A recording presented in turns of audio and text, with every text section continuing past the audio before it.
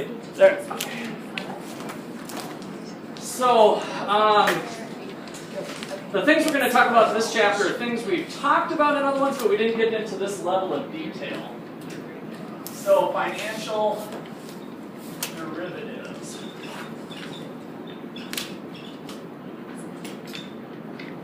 So, financial instruments that derive value from other assets.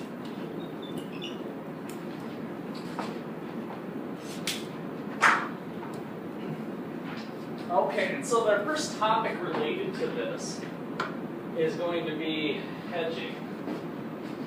Just placed a marker order. Let's get this one out here. So, hedging.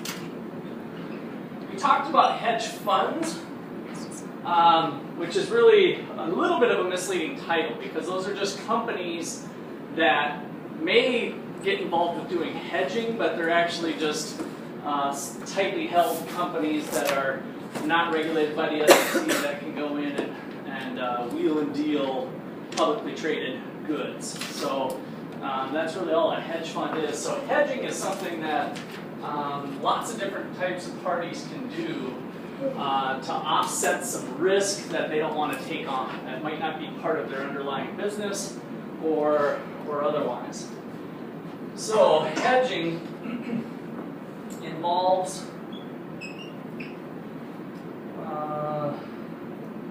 engaging in a transaction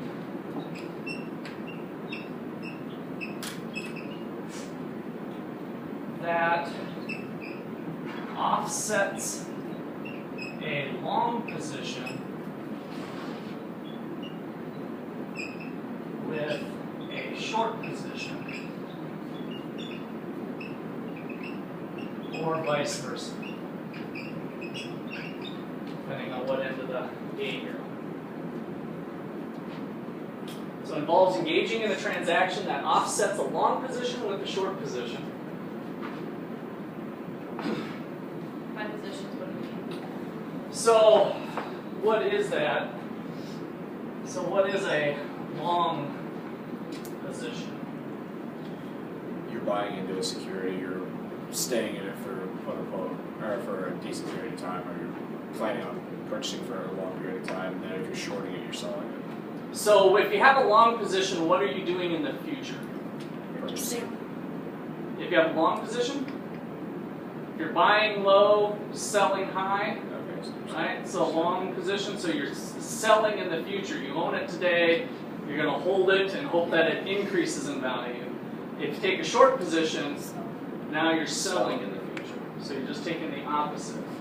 So with a long position, is that what you said? No, you just said the same thing for both of them. Oh, I did? Okay. Sorry, my brain was thinking something different. So let me just put this on here. Buy low, sell high is what I always like to think for the long position, which reminds you that what you're doing is you're selling in the future. So the sell is happening in the future. And with the short position, you're committing to buy in the future at a lower price. So you can think of it as buying in the future. So it's kind of a, you think the stock will fall.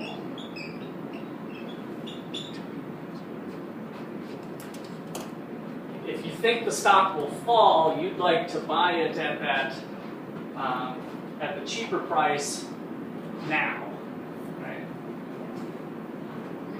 Okay, so that's our two positions, and I think we'll do this one first. So let's look at some hedging strategies for market risk. putting this thing into action. So I want you to draw a little graph. You can kind of go 5, 10, 15. This is just the price of stock. I have a quick question Yeah. about shorting before we get too Okay. far. Is the short, if you're always in a short position, are you always selling something you don't have? Or Essentially, or is that yeah. a specific You've kind? if you look back in your notes to, was that chapter 11? I did a little thing in class, and I don't know if it's possible you weren't there that day. This one. It was out of it was when we were covering Skousen on short selling. I did a little thing on the board on how that. I just wondered if it's always something you don't have, or if that's just a specific type. You're kind of essentially renting it. Okay. So somebody else owns it, and the brokerage is housing it, and it's like they kind of lease the shares to you. So yeah, it's a bit confusing. Do you have something to add to that? Oh, okay. All right. So time. So in a sense, yes, I think you're right. It's something that you don't really have owned at the time because somebody else technically owns it, but you've marked a right to it. Kind of like your apartment lease gives you the rights to the apartment. All right, so imagine we've got a couple stocks here. So one of them goes up and down, and ends up currently at $5. This is stock A. Company A is at 5, and another stock maybe starts up here and comes down to current price at 10.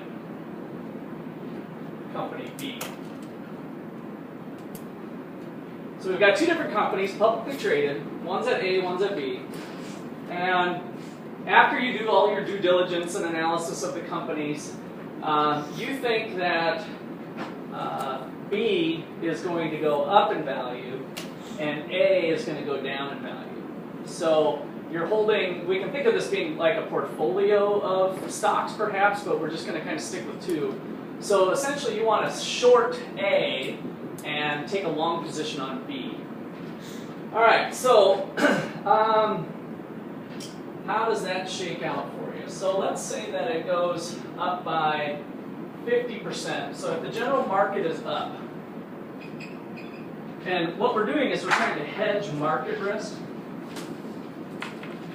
So if the market is up, now if the market is up, it's likely that both of these stocks might go up, right? Kind of general momentum of the market is just good. And so what we're trying to do is hedge for market risk. You think that long term A is going to go down or at least not go up as high as B. So if the market's up and we go long in B, let's say that B climbs 50% to $15. So when the market's up, B goes up 50%. A is likely to be brought up too, but not quite as high. Maybe it goes, because its underlying fundamentals, if you're a good stock picker, you think that it went up by 20%. And so company A had a rise to $6 and B rose to 15. So for company B, your $10 turned into $15 and you made $5.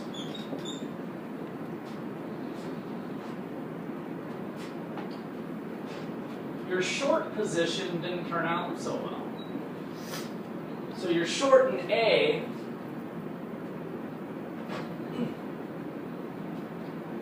Your $10, whoops, I kind of skipped a part here, didn't I? Let me back up. Because we're hedging, we're going to buy 2 shares of company A in that short position. And this is an important part here. So I've got 1 share of company B at 10, and because I'm doing a hedge, I'm going to buy $10 worth of company A with the hedge. So let me put that little note here. So let's just outline the hedge. Buy 1 share of E at $10 means you spent $10. And we're going to buy the short with 2 shares of company A at $5, which means you've got a $10 position in company A, and you've got a $10 position in company B. You are positioning with the short. Yes? If we're shorting it, aren't we selling it? Yes, maybe I should say acquire the rights to it. So that might be better language, or we can kind of just put acquire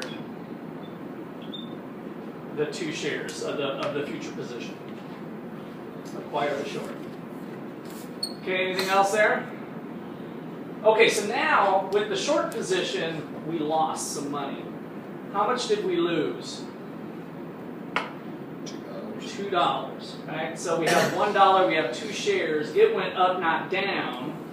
So I lost money here. I would have made money had it actually fallen, but I lost money.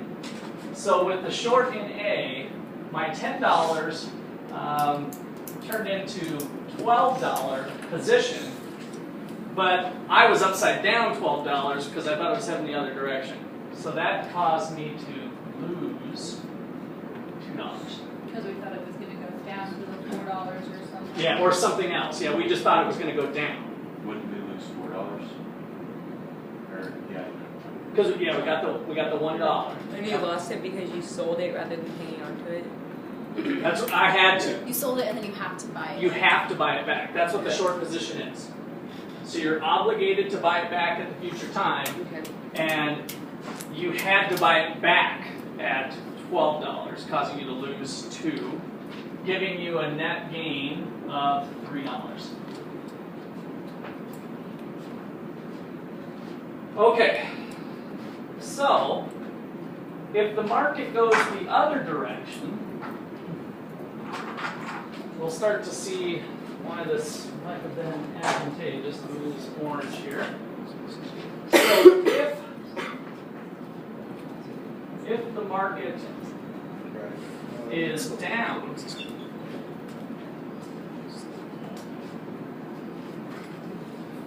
because we think B has the better underlying fundamentals, just the reverse is going to potentially happen. Again, we're making up numbers, but let's say that B now falls 20%.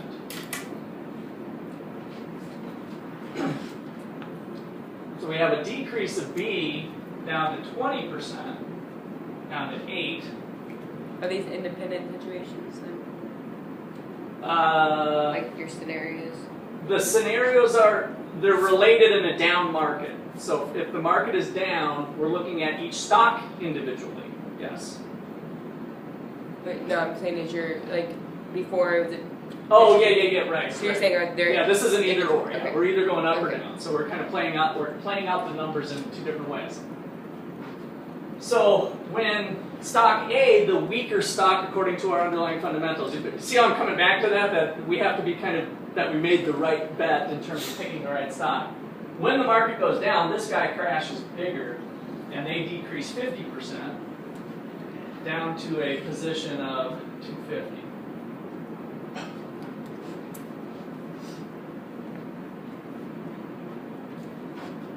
So playing out the numbers, our long position in company B, our $10 turned into 8, right? So our long position, we lost money. We lost $2 per share. We only owned 1 share. So our 10 turned into an 8, which gave us a loss of $2. And our short position in company A, took our $10 and turned it into 5. We now have the right to buy this company at $2.50. We have 10 into it, so we have our 10 turning into 5.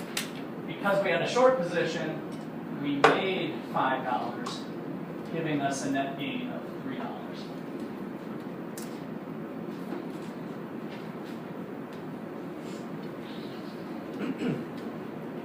So what this tries to illustrate is that if you're decent at stock picking, you can not only look for winners, but look for losers too, and you can kind of hedge out the market risk. So therefore, if the market goes up, I make money. If the market goes down, I make money, in theory. Okay? Questions or comments there? So let me put that last big assumption down so that we don't think that I gave you the green light to make unlimited money in your life here. So note, this assumes you pick good stocks. And I better put good in terms of quotes because we picked bad stocks well and we picked good stocks well, right? So we were good at picking winners and losers. So it assumes you pick good stocks in terms of this. Let me capture this last part here too.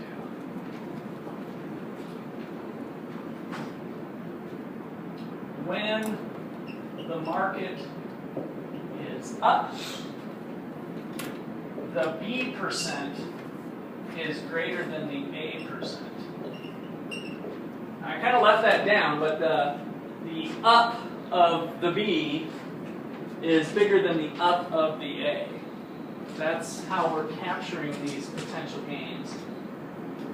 When the market is down, the A percent, the loser, is greater than the B percent.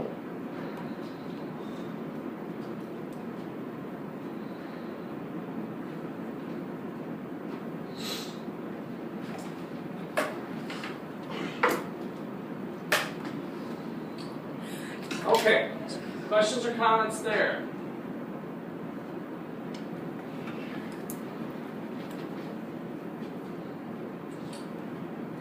All right, so let's look at another scenario. Suppose we are an apple farmer.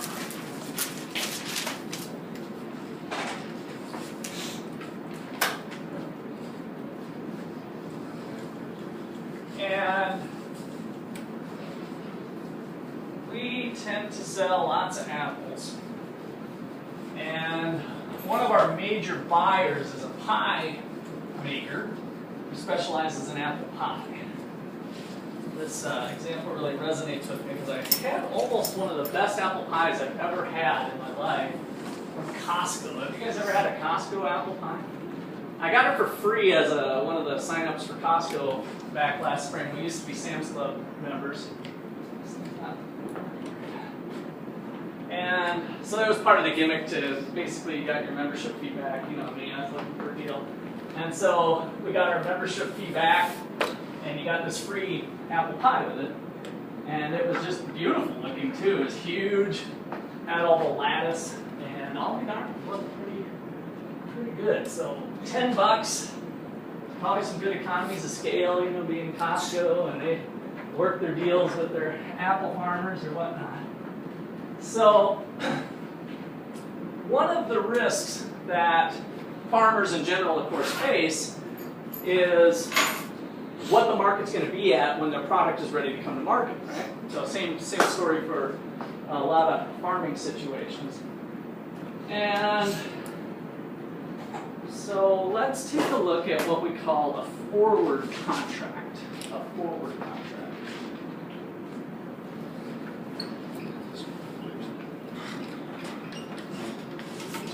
So a forward contract is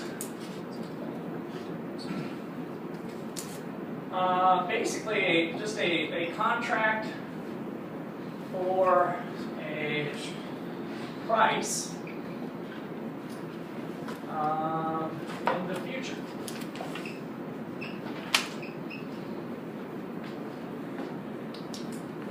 Between two parties.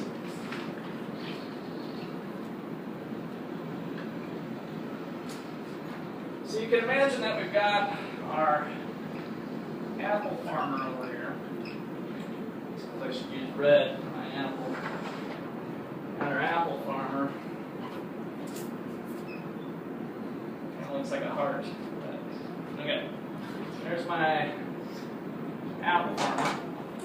And I suppose we can give him a face. Ooh, I'm not sure what that is.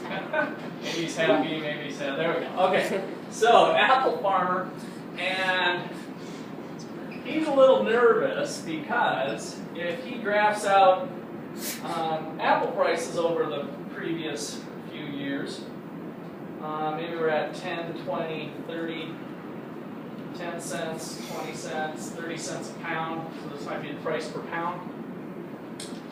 You know, some years we might see apple prices here, apple prices at 20, sometimes they come down to 10, and maybe they come up, whatever. So the prices of the underlying product vary over time, exposing him to some risk and uncertainty. And it's especially bad maybe for the apple farmer. If prices get down to 10 cents, he doesn't have enough to pay his mortgage on his farm and some of his equipment and other things, right? So his operating expenses can't be met very easily. In theory, the farmer could have been a good saver, and so when times were high, he opened up a big fat cash cushion and has that money sitting there in kind of retained earnings to kind of soften the blow. So you can imagine they can self-insure to some degree.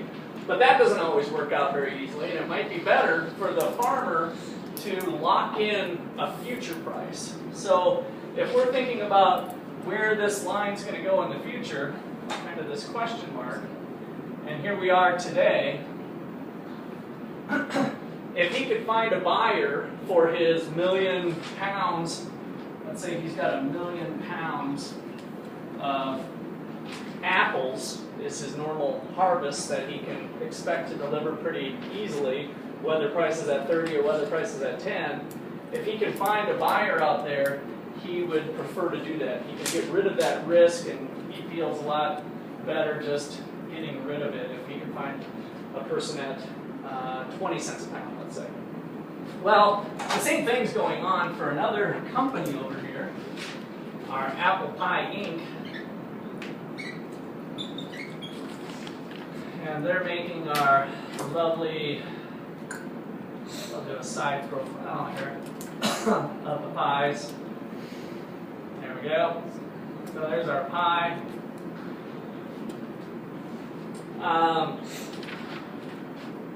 They're loving life when apples are cheap. They make lots of money. But when apple prices climb to 30%, they struggle with their operations, right? So we got two parties here that might find it advantageous to strike up a deal ahead of time to get rid of that risk, to hedge that risk at 20 cents. Okay, so the forward contract is that agreement. So Pie Inc.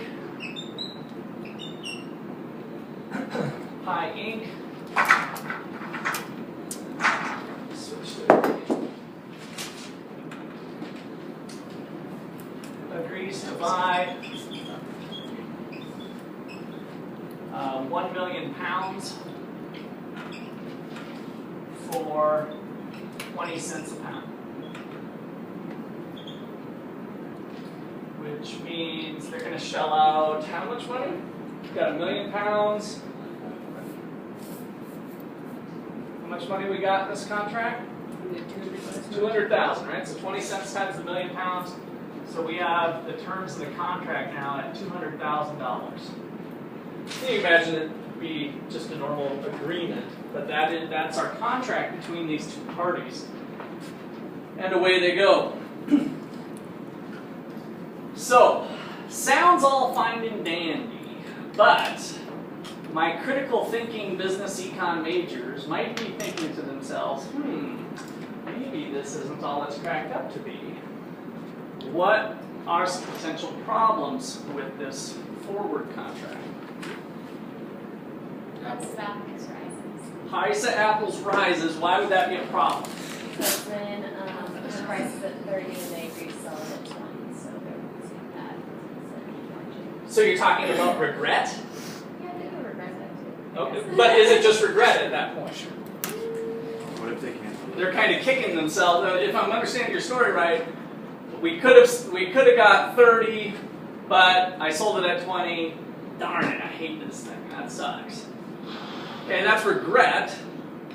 Might be a problem, but I'm not too worried about that problem because at the end of the day, the farmer might come to his senses and say, yeah, that was kind of foolish in hindsight, but hindsight's 20/20. At the end of the day, I knew that I was going to get 20 cents, and it could have just as easily, through the random walk, the random noise of the marketplace, it could have just as well have been 10. So thank goodness I feel okay with the 20-cent deal because that's what I agreed to, and I got rid of that risk. Okay. Well, the issue could be maybe the price of apples is up because there's a low supply of apples, and the farmer agreed to supply 1 million pounds. So now he would have to go and buy more apples at 30 cents to supply that 1 million pounds? So in our story anyway, he produces about 1 million pounds. So he was pretty comfortable that he had that amount. Like that's his real crop. He's a real farmer. He's got the goods to deliver. So we're guaranteeing that he's going to. Yes. Yeah. That's what the contract states is the apple pie is going to buy those 1 million pounds from the producer on a specified date in the future, whatever that date is. John? The apple pie Inc.'s got a security that they can trade off. Because of that contract, somebody else is going to want that, and they're going to be willing to pay a decent premium on it, so they can potentially. Okay, could be negotiable or may not be. There could be restrictions in the contract for that. Because apple farmer here might say, you know what, I trust you, but I don't trust any other Tom, Dick, and Harry that you're going to sell it to. Well, I mean, so there could be a restriction on that contract for the saleability of it. But you're right, it does potentially bring up that there could be a market for it. So there might be a little lack of flexibility. There's like the chance of default risk, like what if the apple pie goes out of business, then it's going to be pretty hard for the apple farmer to get into that big of a contract with somebody else. That's the big one. That's the big elephant in the room. Is apple pie goes out of business and has government problems, there's a corporate scandal, blah, blah, blah, blah. You can run down the list of things that could happen. So there's a default risk here. What about over here?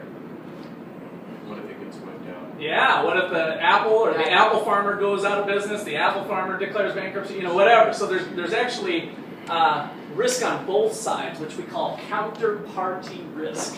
Counterparty risk. So, what about counterparty risk?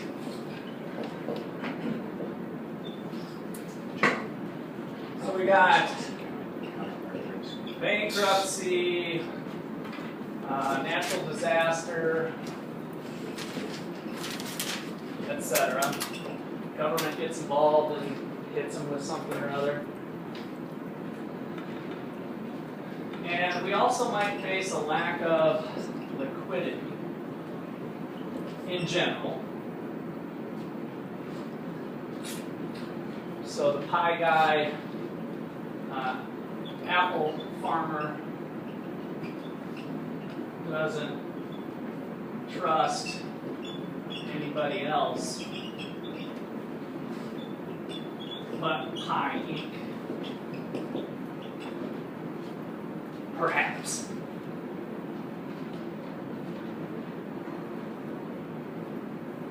And granted, everything's negotiable, so Pi Inc. comes in and says, hey, I've got this credible buyer, they're the biggest company in North America, they're good for it, they'll sign, let me do a novation is what that's called, where you substitute one party's interest for another party's interest. And so that's always potential to happen in forward contracts. So if they go out of business, then they're no longer tied to the contract.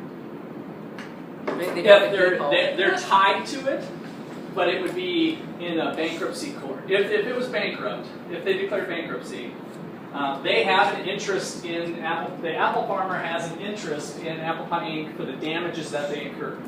So if indeed apple prices drop to 10 cents, they dump their $1 million or their 1,000,000 pounds of apples, and then they'd have damages of the 10-cent margin that they didn't get.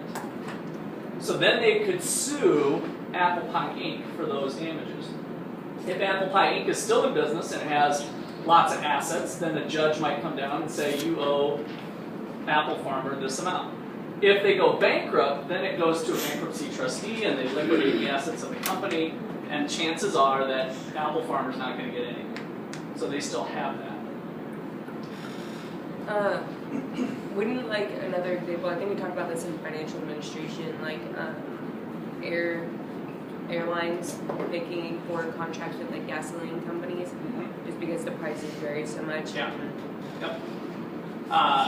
Dana has a client in the horse business that's in the oil business, and so she asked if how bad he was getting hurt from oil prices dropping the way they did. And he said, I haven't been hurt at all because I did forward contracts on my oil. So he had made the bet the other direction. He locked in this price. Let's say the market is currently at 30. He locked in something less, and so when the market dropped to here, he's still getting that price.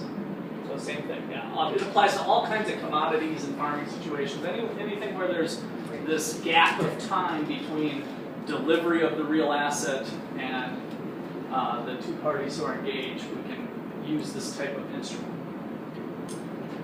Okay, so I want to make one more comment before I kind of build on to our apple pie situation. So note,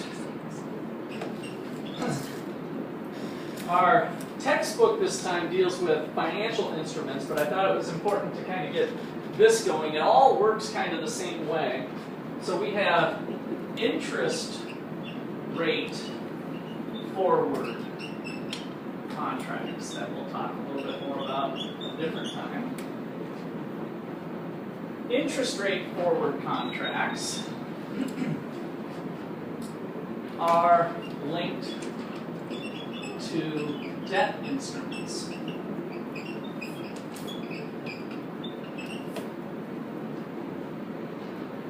And some of the things we need to be thinking about with a bond are what? How does the bond situation kind of tie into our Apple situation? The market rate could be up or down compared to like the coupon rate on the bonds. Okay, the rate on the bond. And so the bond could have a 15-year bond, right? So it could be a long-term bond. And we have a bank. Remember when we studied the portfolio, the assets of the bank, they could be holding on to that bond. Now they might have another big deal coming due. Maybe it's a loan instrument or something else from a big real estate client that's going to be borrowing some money, and they want to have those funds available, but the real estate developer is not going to get through city council and all the rest of it for another year. So they're trying to time their holdings of this bond and the rate and try to minimize their risk. And so as we go through time, if here's today with our bond, if interest rates rise, what happens to the price of the bond? It goes down. Remember, interest and price are always moving opposite directions. So if the market rate of interest climbs, then the price of that bond will fall because the coupon rate is what it is. So remember, Obama signed a bond instrument that said, I will guarantee you 6% interest on $10 million for the next 15 years. So the coupon rate remains fixed, and so as market rates of interest change, then the price or the value of that bond today changes. So that's what we're trying to hedge against with a bond instrument. is we're hedging against interest rate changes, which inevitably is really price changes, just like the price of apples. So it kind of comes back to that connection. So some things that we need to think about with an interest rate forward contract is the delivery date of the face value, which might be a long ways into the future. We also have the delivery date of the future price. So again, similar to our Apple example, we're going to lock in the price tomorrow at this level, right, today. So we have that delivery date, which might just be 1 year out. So 1 year out, we're going to deliver that bond at that future price. And then we've got the price today to worry about. And the price today, remember, is intimately tied to the market interest today.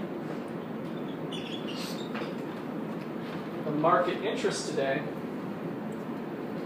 And then lastly, I know I'm getting low, but since you guys are nice and close and I can say it, the coupon rate. So we always have to be thinking about the coupon rate, which is the original interest rate on the debt security instrument that is tied to item 1. So you got the face value of the bond, the coupon rate, today's market interest, all the stuff that we studied in previous chapters. Those are the slightly different parts of really the same thing as our apple pie situation going on here. Okay. So your textbook goes through some examples there with that. Let me get into the new idea. So here's the aha moment for a broker dealer.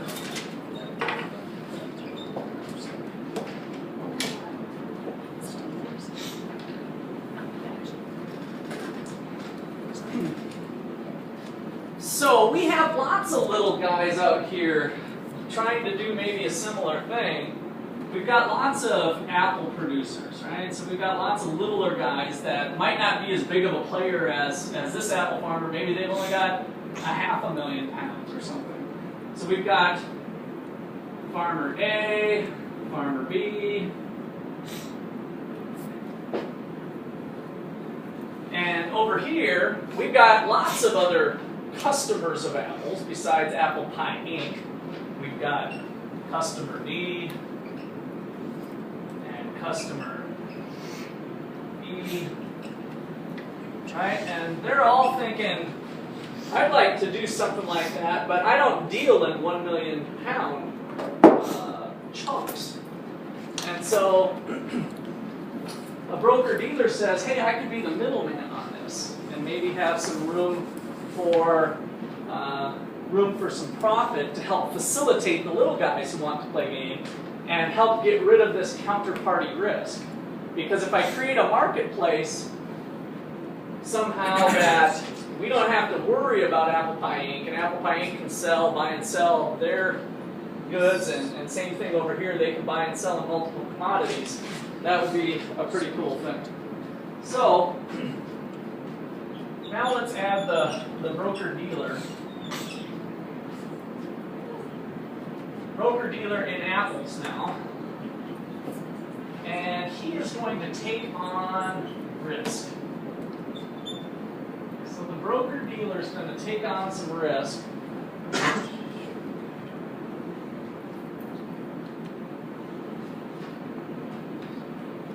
Let's say we've got 1,000 pounds. Since we're dealing in smaller chunks now. So the dealer's idea is that, hey, I'm going to break these into 1,000-pound increments so that even the little guys can play game with it. You don't have to be a big player like 1 million pounds. So I'm going to standardize the apple contract such that you have to deal in 1,000-pound increments, right? So 1,000 pounds of apples for delivery on November 15th. And again, this is farmer A, B, and so forth here. These are the farmers I had kind of continuing thought. Here we've got lots of farmers that might want to participate.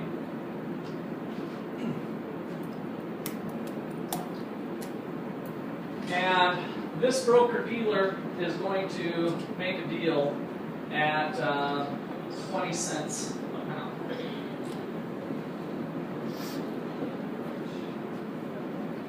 So he tells these guys, if you guys want to lock in 20 cents, I'll make it happen.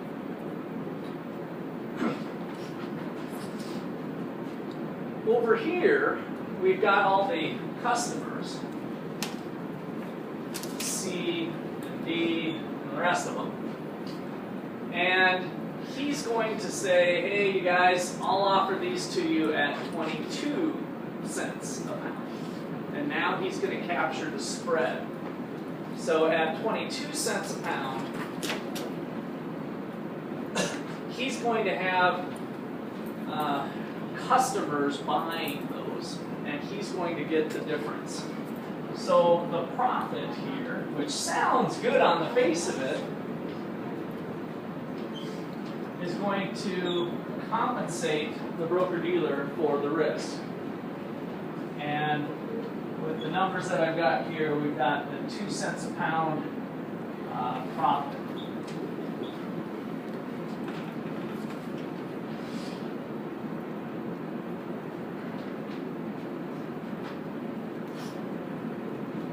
So for each contract that the broker puts together, how many actual dollars is he making on each contract? 20. So it's $20 per contract because we've standardized and commoditized. I don't know if commoditized is a word, but we've standardized the size of the contract. It makes it easier to do the math in the head to fix one of the moving parts. And so for each contract, then he's going to get $20 per 1,000 apple contract.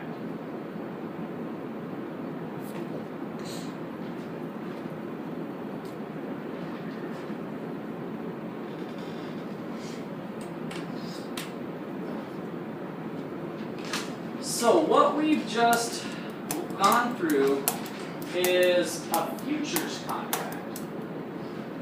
So this is a futures contract.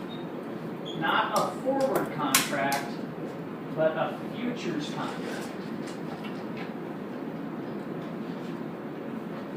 And these broker-dealers now can buy and sell these in all these chunks, and they are going to be traded on places like the Chicago Board of Trade. So maybe the Chicago Board of Trade is one place that is an exchange that these types of people are members of, that now they can go to the marketplace and buy and sell these kind of products. Now, what keeps this 2-cent profit margin in check?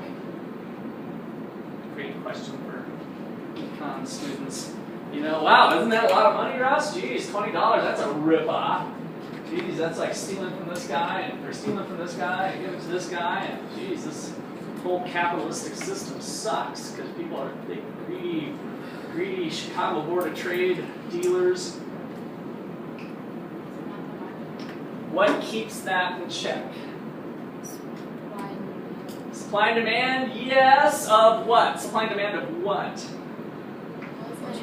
I would think it would be how much the consumers are, or the customers are willing or able to buy. Okay, yeah, so supply and demand on that end, right? So we kind of have a little supply and demand curve going over here. But what about this spread? What's so special about 2 cents? Is that the real magic thing, or is that a lot of money or little? What can I rest back as an econ major and say, you know what? I'm pretty sure $20 is a fair amount for these broker dealers to be making. competition. Because there's competition among broker dealers. That's where I wanted to make sure what supply and demand curve we were talking about. So when we look at this situation, as long as these broker dealers aren't all in cahoots with each other, and they say, hey, I'll tell you what, you charge 2 cents, I'll charge 2 cents, right? Which is illegal according to antitrust laws. So that collusion is not allowed, and hopefully if we've got appropriate government monitoring of that industry, then that will minimize that type of thing going on. And as long as we've got a number of these broker dealers all trying to turn a buck, then this commission, if you will, or this spread is going to be pushed down to a competitive level. That is fair for the risk that these people are now taking away from this person and this person. All right, we'll call it a day there. So I know we didn't get to Allison today. You were supposed to read chapter 5 and have that posted. I saw that most of you did, but if you didn't, we will get into chapter 5 on Wednesday. So get caught up if you're late on getting your Allison post.